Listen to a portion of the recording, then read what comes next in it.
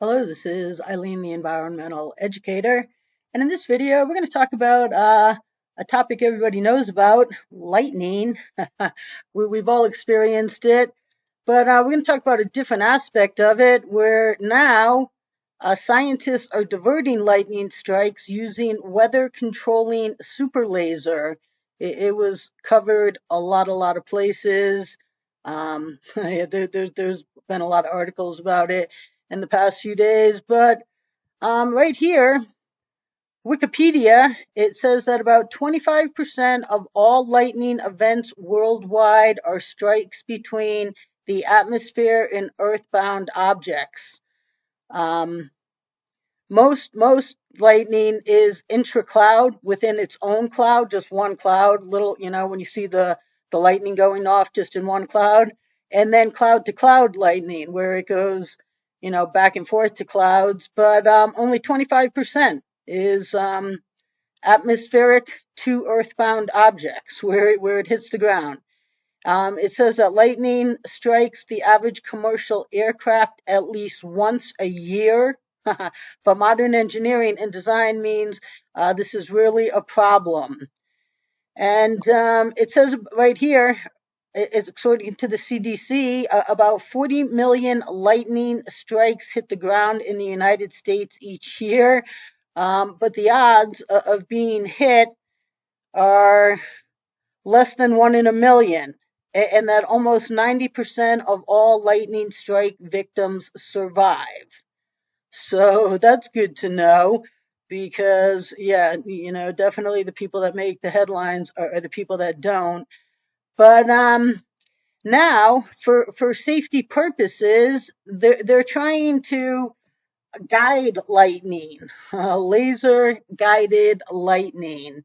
And this article here in Nature is the most in depth for sure.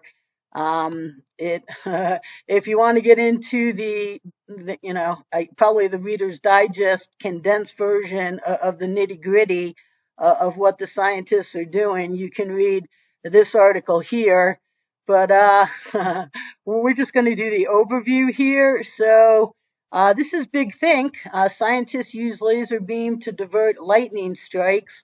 Laser-guided lightning systems could someday offer much greater protection than lightning rods.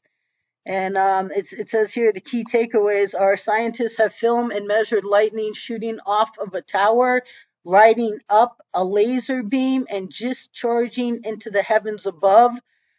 This is the interesting part.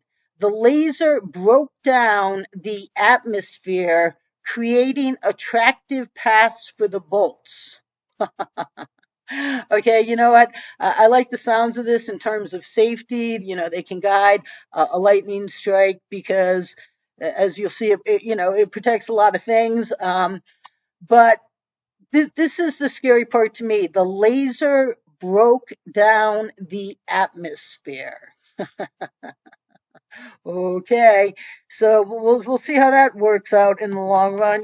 This isn't something that's just going to be going on around the clock. These are probably systems that would only get turned on when lightning is in the area.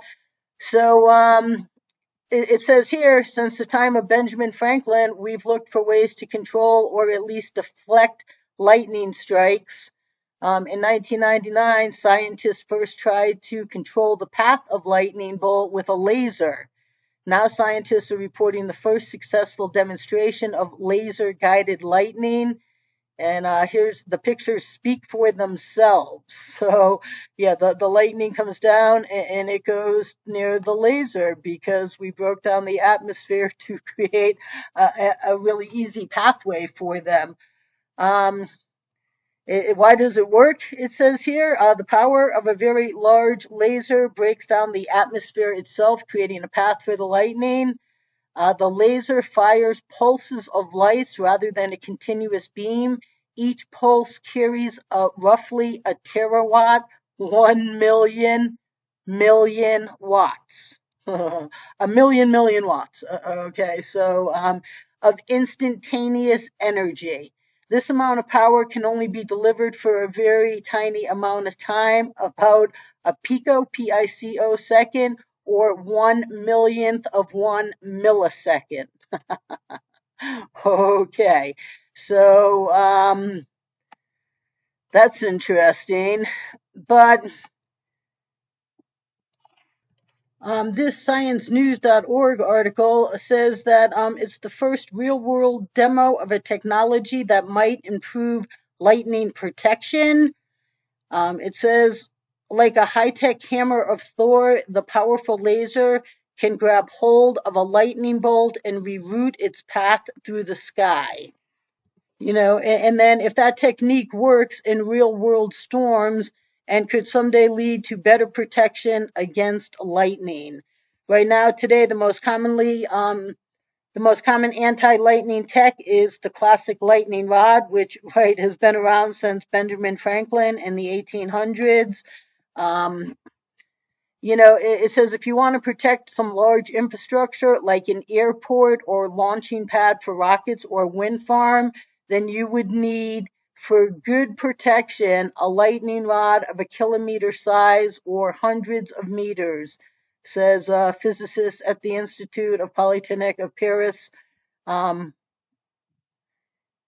Such a tall metal pole would be impractical, but a laser could reach that far, intercepting distant lightning bolts and ushering them down to ground-based metal rods. So, yeah, that's what they're working on here. So, this Strange Sounds article kind of brings it down to basics more than the others. But yeah, it says French scientists divert lightning strikes using a weather controlling super laser. And it says the system creates a virtual lightning rod, metal conductors that intercept flashes and guide their currents into the ground. The findings extend to current understanding of laser physics in the atmosphere and may aid in the development of novel lightning protection strategies. A corresponding author, Dr. Aurelien Huard, said, and that same guy said, a powerful laser aimed at the sky can create a virtual lightning rod and divert the path of lightning strikes. The findings may pave way for better lightning protection metals from critical infrastructure, such as power stations, airports, and launch pads. And yeah, lightning rods were invented by Benjamin Franklin in 1752.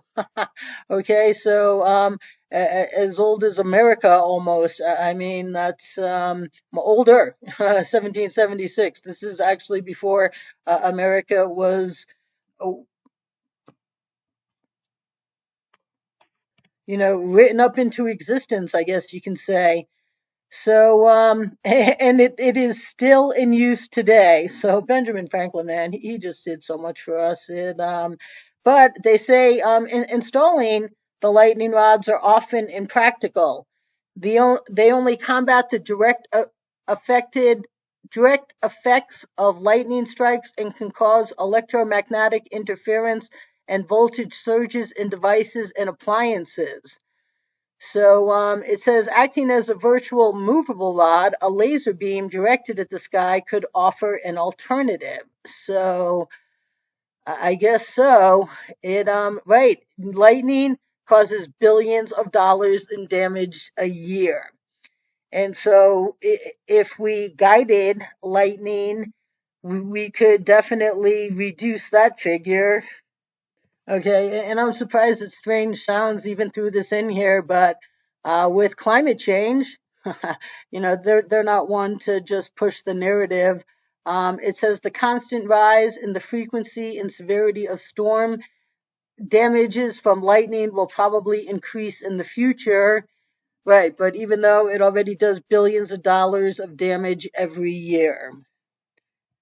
It says that redirecting lightning using lasers would therefore help protect vulnerable sites such as airports, forests, skyscrapers, and power plants.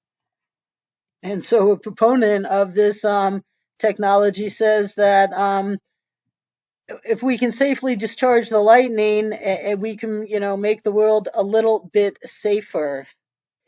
So right here, it says, based on satellite data, the total lightning flash rate worldwide, including cloud to ground and cloud lightning, meaning, within the cloud itself or cloud to cloud lightning, is estimated to be between 40 and 100 flashes per second. Per second. I'm reading this to mean every second there's 40 to 100 flashes around the world at some point in time. That's definitely a lot of lightning. And it says the documented number of lightning fatalities is well above 4,000, and lightning damage amounts to billions every year. So right now, what they're trying to do is just control this